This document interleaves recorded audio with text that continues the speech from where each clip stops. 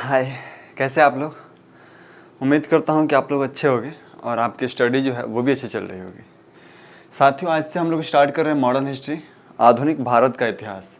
जैसे कि मैंने आपको कल बताया था कि हम लोग अब मॉडर्न हिस्ट्री को स्टार्ट करने वाले हैं और पूरी डेडिकेशन के साथ। इसमें कोई डिसकंटिन्यूटी नहीं होगी, हम कंटिन्यू रहेंगे। और लगभग मैं जैसे कि कल बोला भी था कि 100 लेक्चर के आसपास हो सकता है कि लग जाए, क्योंकि जो लेक्चर का ड्यूरेशन होगा 15 से 20 मिनट का होगा, इससे ज़्यादा नहीं होगा। इसीलिए मे भी कि 100 लेक्चर के आसपास 80-90 लेक्चर लग सकते हैं, लेकिन डोंट माइंड इट, ज़्यादा टाइम तो नहीं लगेगा 80-90 लेक्चर लेने में भी, क्योंकि 15 से 20 मिनट का ही टाइम है। अगर आप एक दिन में 3-3, 4-4 लेक्चर भी देख रहे हो, फिर भी आसानी से देख सकते हो महीने दिन में, तो आप उसका टेंशन ना लो। लेकिन मॉडर्न हिस्ट्री का मैंने एक बात और बोला था कि इस तरह से हम पढ़ेंगे कि अभी तक का यूट्यूब के इतिहास में ऐसा कोई मॉडर्न हिस्ट्री ना पढ़ा होगा। ना पढ़ेगा ये तो नहीं बोल सकता हूँ, लेकिन अभी तक शायद कोई नहीं पढ़ा होगा। तो आइए हम बिना टाइम गवाए शुरू करते हैं। आधुनिक भारत का इतिहास का एक कक्षा, पहली कक्षा होगी। तो यहाँ से हम शुरू करेंगे। सबसे पहले हम देखेंगे मुगलों का पतन, लेकिन उससे पहले हम ये जानेंगे कि मुगलों के पतन से पहले कुछ और भी चीज़ें हैं जो हमको जानने के लायक है। लाइक आधुनिक भारत का इतिहास शुरू ही होता है, अगर आप मान के चलो। बहुत सारे इसका इधर उधर बहुत सारे जो राइटर है वो बोलते हैं, लेकिन जनरली हम मान लेते हैं कि औरंगजेब की मृत्यु के बाद से जनरली मान के चला जाता है। तो इससे पहले हम थोड़ा सा यूरोपीय कंपनियों के बारे में बात करेंगे, क्योंकि मॉडर्न हिस्ट्री के बारे में बात करें और यूरोपीय कंपनियों के बारे में ना बात करें तो हम स्टार्ट ही यूरोपीय कंपनी से करते हैं। तो देखिए, एक बात आप जानिए कि ये हमारा यूरोप से जो व्यापार था वो कोई नई बात नहीं थी।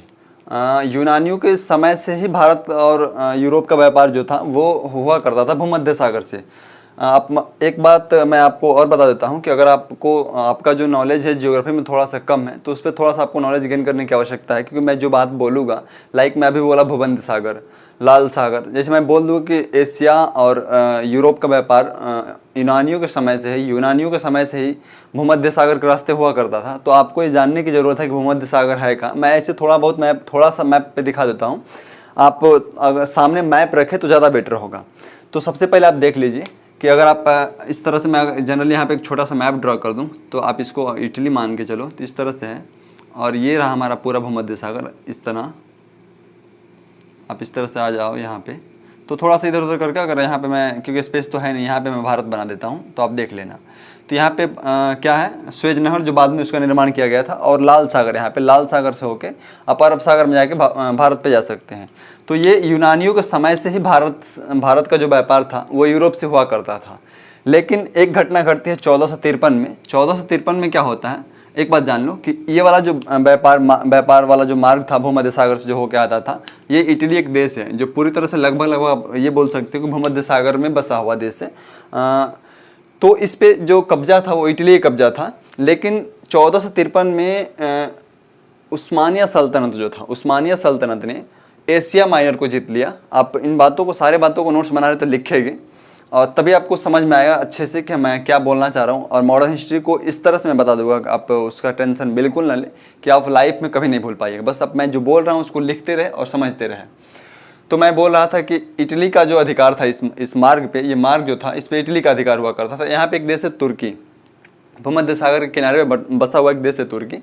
जब एशिया माइनर को जीता, कुस्तुनतोनिया पे अधिकार किया इन्होंने, तो अब ये जो मार्ग था वो नियंत्रण में आ गया, किसके, तुर्की के नियंत्रण में आ गया। ये जो एशिया और यूरोप के बीच जो व्यापारिक मार्ग था, जो भूमध्य सागर से होकर हुआ करता था, भूमध्य सागर के रास्ते जो व्यापार हुआ करता था, उस पर जो कब्जा कर लिया इस मार्ग पे तुर्कों ने, तुर्की जो देश है उन्होंने कब्जा किया। अब क्या हुआ, अब इन्होंने, जैसे कि अगर मान लो कि ये तुर्की, अगर यहाँ पे मैं बना देता हूँ, आपको देख लेना, तुर्की अगर यहाँ पे है और यूरोप यहाँ पे है, एशिया अगर मैं यहाँ पे इसको मैं दिखा दूँ आपको थोड़ा सा, तो जो ये व्यापार हुआ करता था, ये मार्ग जो है बाधित हो गया। और ये कब की बात है, 1400, आप इस सारे भी तो चीज़ों को लिखेंगे, सारे जो मैं बोल रहा हूँ, 1453 की बात है। जब ये मार्ग बाधित कर दिया, तो अब क्या हुआ, अब यूरोप जो व्यापार हुआ करता था, यूरोप के साथ एशिया का जो व्यापार, अब यूरोपियों ने उस समय नए नए मार्गों का खोज करना स्टार्ट किया। और वही समय था जब एक भौगोलिक क्रांति के रूप में आप कह सकते हो कि लोगों ने खोज करना स्टार्ट किया। और आप देखते हो कि 15वीं शताब्दी के आसपास जो वास्को डी गामा और क्या कोलंबस ने जब अमेरिका चला गया, तो वहीं वास्को डी गामा जो पुर्तगाली नागरिक था वो भारत आ गया। यानी कि उस समय एक भौगोलिक खोज का एक नया युग प्रारंभ होता है। आप इन सारे बातों को लिखोगे अपने तरीके से। भौगोलिक जो खोज है उसका एक युग प्रारंभ हुआ कब? जब ये मार्ग बाधित होता है और व्यापार करना जरूरी है, क्योंकि पहले से व्यापार हुआ करता था। जब ये मार्ग बाधित हो गया तब इन लोगों ने नए मार्ग की तलाश में जगह जगह गए। इसी टाइम पे कोलंबस ने अमेरिका का खोज किया, तो कौन? पुर्तगाल ने भारत का खोज किया। हम थे कि जब ये नया युग एक प्रारंभ होता है भौगोलिक खोजों का, इसी क्रम में तमाम यूरोपीय कंपनियां जो थी वो भारत आती है, क्योंकि वास्को डी गामा ने 1498 में जो मार्ग खोज निकाला, जो अफ्रीका से होकर आता था, जो मार्ग अफ्रीका से होकर आती थी कहाँ? भारत तक। तो उस मार्ग के खोजने के बाद से तमाम यूरोपीय कंपनी, जैसे कि आप जानते हैं, अगर कर्म्स में बोल दूँ तो पुर्तगाल, डच, ब्रिटेन जो कंपनी था ईस्ट इंडिया कंपनी, उसके बाद से डेनिश, फ्रांसीसी कंपनी, इन सब ने भारत में क्या व्यापार करने के लिए आए। ये नए मार्ग ये सारी घटनाएं कब होती है? 1453 के बाद से कुस्तुनतुनिया पे जो मैंने अभी कहानी बताया था, उसके बाद से नए मार्गों का खोज होता है पुर्तगाल नागरिक जो वास्को डी गामा था उसके द्वारा। और उसके बाद से ये सारी कंपनियां जो है वो भारत में आती है। इसी समय भारत में एक और घटना होती है। एक तो यूरोपीय कंपनियां भारत में आ रही है व्यापार के लिए, और मुगल जो साम्राज्य था, मुगल साम्राज्य के बारे में अगर आप जानते होंगे तो जैसे जानते हैं कि ये पानीपत का युद्ध जो होता है 1556 में, प्रथम पानीपत का युद्ध, वहां से इस साम्राज्य का नींव पड़ता है।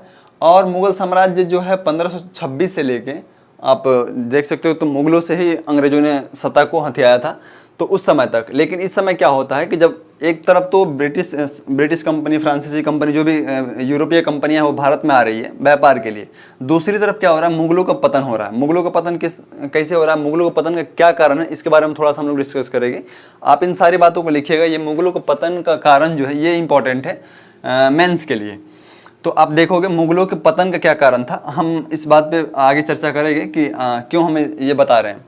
तो एक बात देखिए आप, मेरे इतना बोलने का मकसद यही था कि एक तरफ ब्रिटिश कंपनी, फ्रांसीसी company, Danish company, Dutch company जो भी है वो भारत में व्यापार के उद्देश्य से आ रही है, तो दूसरी तरफ मुगलों का पतन हो रहा है। मुगलों के पतन जो हो रहा है, पतन का कारण ये था, मैं कारण को एक्सप्लेन कर रहा हूँ एक एक करके।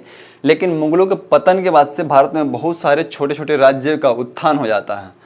और इसके आगे आप देखोगे कि जैसे कि पंजाब, अब यहाँ पे लिखा भी गया, हैदराबाद, बंगाल, अवध, मैसूर। ये आप एक बार स्क्रीनशॉट ले लेना इसका, या फिर जब आप नोट्स बनाओगे तो इसी तरह से आप लिखोगे। और अगर आप एक्सप्लेन कर, जैसे कि ये शॉर्ट नोट्स आपका तैयार मैं करके दे रहा हूँ, बाकी अगर आप जो मैं बोल रहा हूँ उसको लिखना चाहें तो वो ज़्यादा बेटर रहेगा, क्योंकि आपको समझने में, अगर आप बिगिनर है तो मैं जो बोल रहा हूँ उसी को लिखे। कहानी के तौर पे आप कुस्तुनतुनिया वाला बात लिखिए, 1453 वाला जो एशिया माइनर को जीतता है, और जो जिस मार्ग पे इटली का अधिकार था उस मार्ग पे तुर्की का अधिकार, मार्ग बाधित हुआ। मार्ग बाधित होने के बाद से एक भौगोलिक खोज का नया युग प्रारंभ होता है। उसी के दौरान वास्को डी गामा और एक कोलंबस, दोनों ने भारत के लिए आया था, लेकिन एक चला गया अमेरिका और एक भारत के एक नया मार्ग खोजा भारत से। उसी मार्ग से होके बहुत सारी यूरोपीय कंपनियां भारत आती हैं। एक तरफ यूरोपीय कंपनियां व्यापार के उद्देश्य से भारत आती है, तो दूसरी तरफ मुगलों का पतन इसी समय होने लगता है। मुगलों का पतन क्या कारण था? तो मुगलों का पतन के कारण में हम चर्चा करेंगे 2-3 पॉइंट की। सबसे पहले तो आप देखोगे कि औरंगजेब एक मुगलों के, जैसे कि आप अकबर, शाहजहां को देखोगे तो उन लोगों का जो शासन था उतना सख्त नहीं था इस मामले में। मैं बताता हूँ कि किस मामले में। जैसे धार्मिक रूढ़िवादी की मैं बात कर लूँ तो धर्म के मामले में, तो एक बात मैं एक एक करके इस पे चर्चा कर देता हूँ। तो औरंगजेब का शासन जो था वो बहुत ही सख्त था। पहला पॉइंट ये है, संचार व्यवस्था विकसित ना होना। आप इस पॉइंट को इसी तरह से लिख सकते हो, थोड़ा सा एक्सप्लेन करना चाहो तो आप कर भी सकते हो। जैसे संचार व्यवस्था का ना होना। संचार व्यवस्था का ना होने का मतलब क्या है? अगर मान लो कि बहुत बड़ा एम्पायर था, मुगल जो साम्राज्य था वो बहुत बड़ा साम्राज्य था, अगर उस साम्राज्य के किसी क्षेत्र में कोई घटना ऐसी हो रही है जो सरकार के विरुद्ध है, तो अगर संचार व्यवस्था, जैसे कि आज संचार व्यवस्था है, तो अगर मान लीजिए कि बिहार में कोई घटनाएं हो रही है तो सेंट्रल गवर्नमेंट को तुरंत पता चल जाता है कि बिहार में कोई घटना ऐसी हो रही है जो राष्ट्रीय हित में नहीं है, उसको रोका जाना जरूरी है। लेकिन उस समय संचार व्यवस्था के न होने के कारण ऐसी घटनाएं होती रहती थी, और समय से सेंट्रल गवर्नमेंट को उसका जानकारी न होने की वजह से वो तुरंत एक्शन नहीं ले पाता था।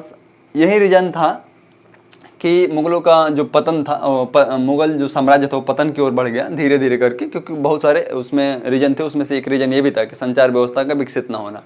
तीसरा आप देखोगे धार्मिक रूढ़िवादिता। आप जानते हो कि जैसे जजिया कानून जो है ये औरंगजेब के समय जो लाया गया था, तो जजिया कानून में क्या किया गया था? धार्मिक रूढ़िवादिता का मतलब आप ये कह सकते हो कि इससे पहले जो भी शासक थे, अकबर को आप कह सकते हो, शाहजहां को कह सकते हो, उनका जो शासनकाल था वो पूर्णतः धर्मनिरपेक्ष था।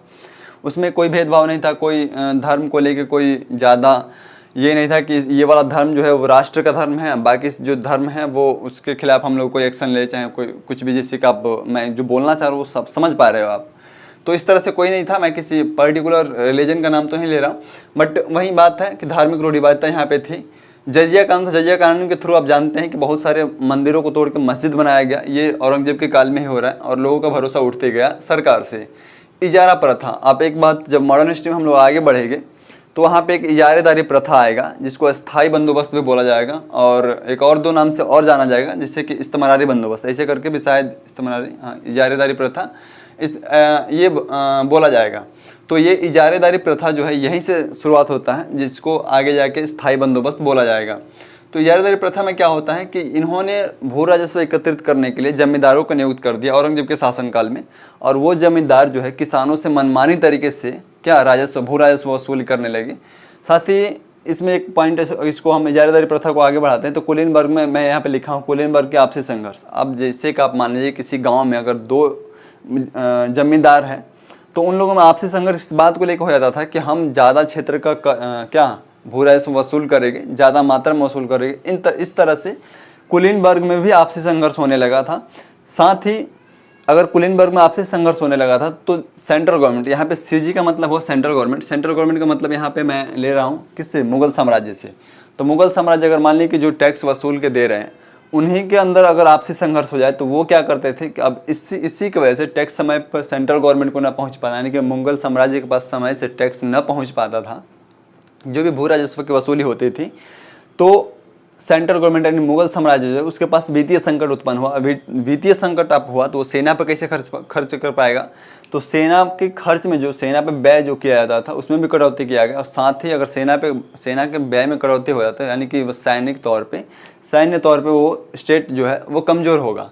तो इस तरह से ये सारे कारण जो थे वो मुगल साम्राज्य को पतन की ओर लेके जाते हैं।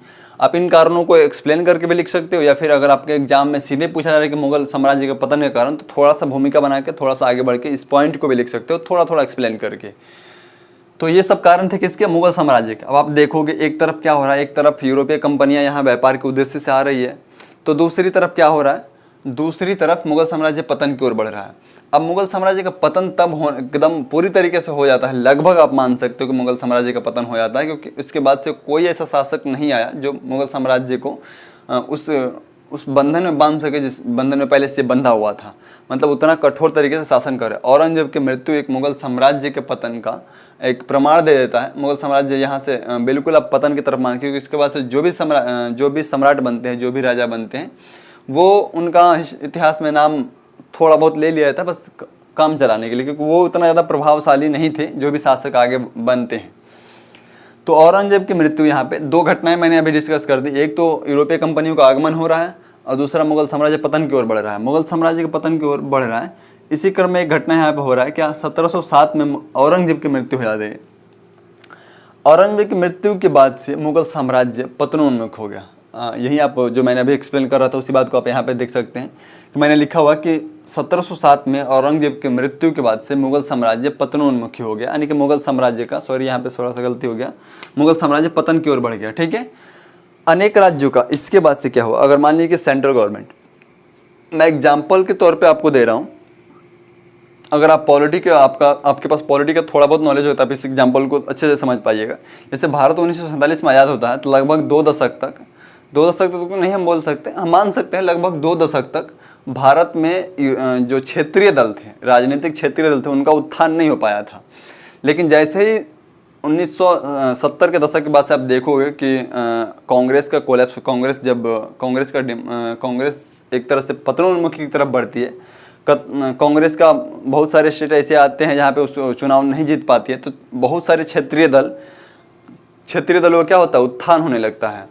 आप जब मैं पॉलिटी पढ़ूंगा, जब हम लोग पॉलिटी पढ़े तो उसमें बहुत डिटेल से इन बातों का अध्ययन करें। किस तरह से कांग्रेस, एक समय था कि Congress one party system Bharat में, एक तरह से आप बोल सकते हैं कि उस समय कांग्रेस का प्रभुत्व था, फिर बहुत सारे दलों का प्रभुत्व हुआ, फिर गठबंधन का सरकार, इस तरह से। तो हम वहाँ पर अभी नहीं जा रहे हैं, बस आपको समझाने के लिए जस्ट बोल दिया कि अगर कोई, जैसे कि मुगल साम्राज्य एक साम्राज्य हुआ करता था, इस साम्राज्य का विघटन हुआ, साम्राज्य अगर पतनोन्मुखी हो, पतन की ओर बढ़ रहा है, तो अनेक छोटे छोटे राज्य थे, छोटे छोटे राज्यों में क्या हो रहा है, उत्थान हो रहा है। इन्हीं राज्यों में कुछ राज्य इस प्रकार से थे, बहुत सारे राज्य थे, इनमें से कुछ महत्वपूर्ण इस प्रकार थे, जैसे हैदराबाद, बंगाल, अवध, मैसूर, पंजाब, मराठा।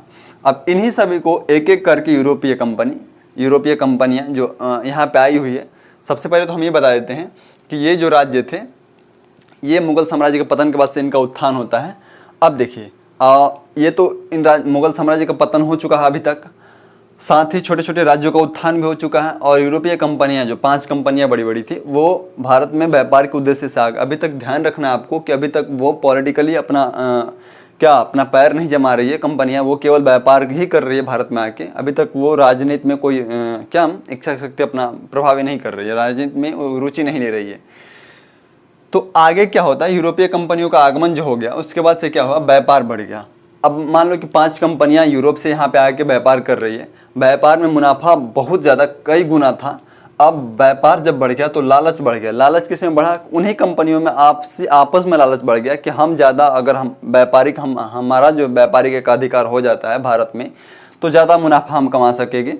तो इसी क्रम में जब व्यापार बढ़ गया, लालच बढ़ गया उन सब में, तो व्यापारिक एकाधिकार है तो संघर्ष हुआ। संघर्ष किसमें होता है, अभी भारत से कोई लेना देना नहीं है, संघर्ष इन आपस में ये लोग करते हैं। जो 5 कंपनियां भारत में आती है, बड़ी बड़ी जो कंपनियां हैं, जैसे कि मैंने अभी बोला था, सबका नाम बोला था, डच, डेनिश, फ्रेंच, पुर्तगाल और इंग्लिश, इन सब में आपसी संघर्ष होता है। और इसी संघर्ष के क्रम में 3 युद्ध होते हैं, जिसको हम कर्नाटक युद्ध के नाम से जानते हैं।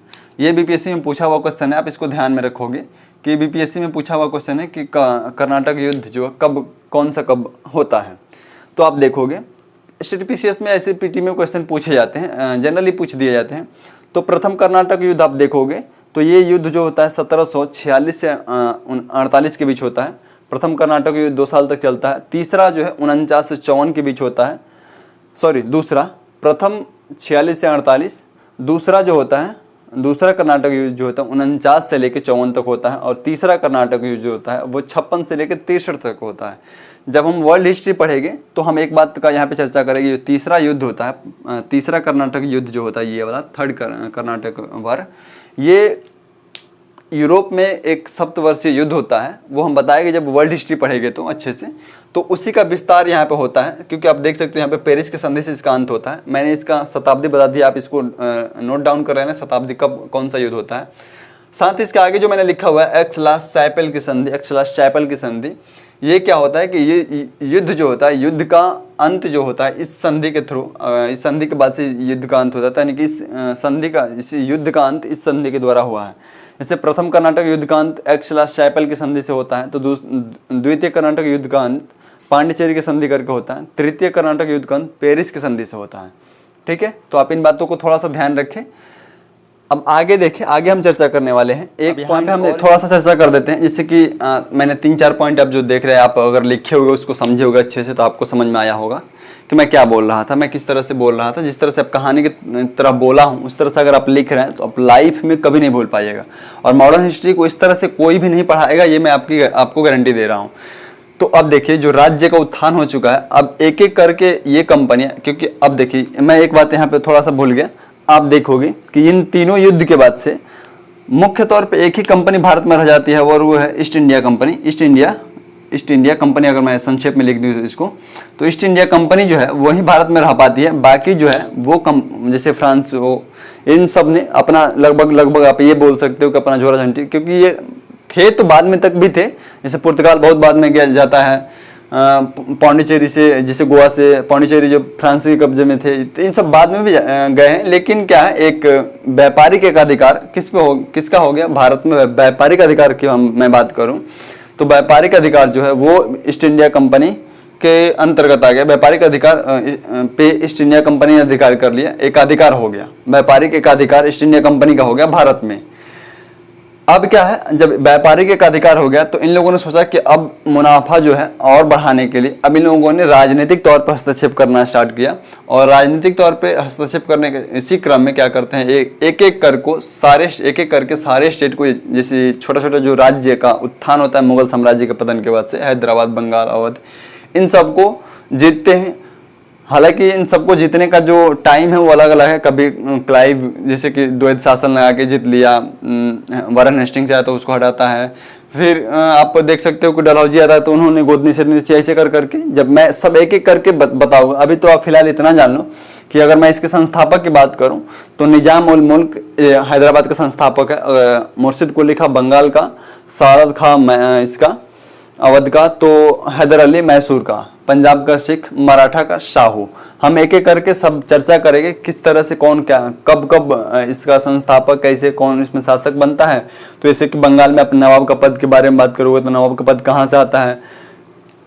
यहाँ पे आप बाजीराव जो मराठा साम्राज्य हम घुसेंगे तो वहाँ पे सबको देखेंगे, पेशवा का पद कहाँ से आता है वो देखेंगे। तो इस तरह से आप देखोगे कि हैदराबाद जो है, बंगाल, अवध, इन सबको एक एक करके यूरोपीय कंपनी में कौन, ईस्ट इंडिया कंपनी जीतती है। और इस तरह से भारत पे, संपूर्ण भारत पे एक समय आता है कि वो एकाधिकार संपूर्ण भारत पे राजनीतिक तौर पे अधिकार जमा लेती है। तो आप इतना भी समझो कि यूरोपीय कंपनियों में जो आपसी संघर्ष होता है इसमें लगभग एक ही कंपनी का यहाँ पे एकाधिकार होता है, वो है ईस्ट इंडिया कंपनी। आगे अंग्रेजों की सफलता और फ्रांसीसियों की असफलता का, ये यूपीएससी मेंस में पूछा गया क्वेश्चन है कि क्या रीजन था कि अंग्रेज जो है वो सफल हुए भारत में और फ्रांसीसी जो है वो असफल हो गए। तो अगर मैं रीजन की बात करूँ तो एक करके, एक तो देखो मैं ज़्यादा वीडियो 20 मिनट के आसपास होने ही वाला होगा, तो इसलिए मैं इसको रोकूंगा जल्दी, इतना ही करके। फिर अगले वीडियो में हम लोग एक एक करके, जैसे हैदराबाद का संस्थापक कौन है, कैसे ये ब्रिटेन के जैसे ईस्ट इंडिया कंपनी का अधीन आ गया, बंगाल में कैसे इन्होंने बंगाल पे अधिकार कर लिया, बंगाल पे ही अधिकार स्टार्ट किया, क्यों ऐसा, क्या रीजन था, बंगाल पे अधिकार करने का क्या रीजन था, सारे चीज़ों को हम एक एक करके अगले वीडियो में पढ़ेंगे। तो अभी आप ये जानो कि अंग्रेजों की सफलता और फ्रांसीसियों की असफलता का क्या रीजन था। तो एक एक पॉइंट की हम बात कर लेते हैं। यहाँ पे मैंने लिखा हुआ, आप इसको राइट डाउन कर ले, नोट डाउन कर लीजिएगा। तो आप देखिए, गैर सरकारी संस्था, मैं ये आप एक तरफ आप ऐसे भी लिख सकते हो, एक तरफ फ्रांस लिख के, एक तरफ ब्रिटेन लिख के, एक तरफ फ्रांसीसी कंपनी, एक तरफ ब्रिटिश कंपनी लिख के आप कर सकते हो। तो मैंने जो पॉइंट लिखा है वो केवल ब्रिटिश कंपनी के बारे में है, ईस्ट इंडिया कंपनी जो थी ब्रिटिश कंपनी, उसी के बारे में केवल लिखा है। ये एक गैर सरकारी संस्था थी जहाँ फ्रांसीसी कंपनी सरकार के द्वारा उसका नियंत्रण था, सरकार के द्वारा उसको चलाया जा रहा था। उसी वहीं पे जो अंग्रेजी कंपनी थी, ईस्ट इंडिया कंपनी थी, वो गैर सरकारी संस्था थी। उस पर शुरू में गवर्नमेंट का कोई कंट्रोल नहीं था, जो भी निर्णय लेते थे वो गैर सरकारी सदस्य ही लेते थे। तो वो कोई भी निर्णय, अगर मान लीजिए कोई प्राइवेट कंपनी है, अगर वो कोई निर्णय लेना चाहती है तो वो तुरंत ले लेती है, जबकि सरकार, आप जानते हो कि सरकार में बहुत सारे ऐसे काम होते हैं जिसको निर्णय लेने में बरसों लग जाते हैं। तो एक रीजन तो ये था कि गैर सरकारी संस्था थी ब्रिटिश कंपनी, इसलिए जो भी निर्णय लेती थी तुरंत ले लेती थी, एक्शन तुरंत ले लेती थी, जबकि फ्रांसीसी कंपनी सरकार के अधीन थी तो इसको निर्णय लेने में समय लगता था। वित्तीय स्थिति मजबूत था, इसका वित्तीय जो स्थिति थी किसका, अंग्रेजी कंपनी ईस्ट इंडिया कंपनी का वित्तीय स्थिति जो थी वो मजबूत थी। साथ ही दूरदर्शिता था, अगर इनमें कोई जो कंपनी को चला रहे थे, जो भी थे, जो इसका मेंबर थे, जो चला रहे थे, उनमें दूरदर्शिता का मतलब जैसे 10 साल बाद क्या होने वाला है उसको सोच के काम करते थे ये लोग, इनमें दूरदर्शिता थी, भविष्य के बारे में सोचते थे। चौथे पॉइंट की बात करूँ तो मजबूत सैनिक, इन लोगों का जो सैन्य बल था वो मजबूत था, किसका, अंग्रेजी कंपनी जो थी ईस्ट इंडिया कंपनी का। इसका अपेक्षाकृत फ्रांसीसी कंपनियों का जो सैन्य बल था वो कमजोर था, ये भी एक रीजन था कि फ्रांसीसी जो असफल हो गया यहाँ पे। साथ ही विस्तृत व्यापार, एक बात आप जब ध्यान दोगे तो जैसे कि मैं बताऊंगा, जब बंगाल, हैदराबाद, अवध कैसे इन लोगों ने कब्जा किया, तो आप देखोगे कि तो फ्रांसीसी जो कंपनी थी वो केवल साउथ में ही, यानी कि दक्षिण भारत में ही सीमित रह गई, जबकि ये जो कंपनी थी वो बंगाल, मद्रास, देखोगे बम्बई प्रेसिडेंसी, लगभग पूरे भारत में इनका जो विस्तार हुआ वो फ्रांसीसियों के मुकाबले बहुत ज़्यादा था। तो ये विस्तृत व्यापार भी एक रीजन बना, किसका, विस्तृत व्यापार एक रीजन बना फ्रांसीसियों के असफलता और अंग्रेजों के सफलता का। तो इस तरह से ठीक है साथियों, तो उम्मीद करता हूँ कि आपको ये वीडियो पसंद आया होगा आप इसको जिस तरह से मैं बोला हूँ उसको एक कहानी की तरह नोट्स बनाएं, साथ ही इसको अलग कॉपी पे बनाएं। ये आपको बना बना मटेरियल मिल रहा है, ऐसा मटेरियल आपको शायद ही यूट्यूब पे कोई बना के दे आपको। इतना संक्षेप में करके आपको जो आपका मैं काम है वो मैं करके दे रहा हूँ, आपको बनाया ही दे रहा हूँ। तो आप इसको एक अलग कॉपी पे संक्षेप में नोट डाउन कर, इसको राइट डाउन कर लीजिए, नोट कर लीजिए और एक अलग कॉपी बनाइए। साथ ही मैं एक बात और कहना चाहूँगा आपसे कि एक रेफरेंस बुक के तौर पे आप या तो स्पेक्ट्रम ले लीजिए, मॉडर्न हिस्ट्री पढ़ रहे हैं तो या तो स्पेक्ट्रम ले लीजिए या आप आधुनिक भारत बिपिन चंद्र का जो आता है वो ले लीजिए। दोनों में एक कोई लेना है, दोनों नहीं लेना है। अगर आप पढ़ना चाहते हैं तो, नहीं तो ये भी काफ़ी होगा। अगर मेरी सारी बातों को आप लिख रहे हैं और उसको याद रख रहे हैं तो काफ़ी होगा मॉडर्न हिस्ट्री के लिए।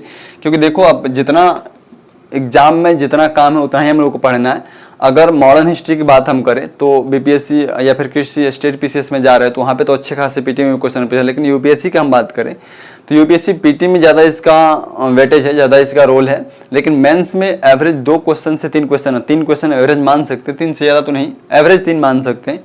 तो हम 3 के लिए अगर मान लो कि हम स्पेक्ट्रम अगर 400-500 पेज पढ़ रहे हैं, फिर 300-350 पेज का हम बिपिन चंद्र पढ़ रहे हैं, तो ये अपने आप के साथ और एग्जाम के साथ हम नाइंसाफ़ी करेंगे।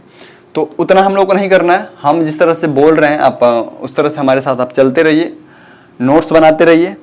हम आपको विश्वास दिलाते हैं कि 80-90 लेक्चर में पूरे मॉडर्न हिस्ट्री को बहुत ही बेहतरीन तरीके से ख़त्म करेंगे। और ये शॉर्ट नोट्स जो है वो आपको एक बना बनाया मटेरियल मिलेगा।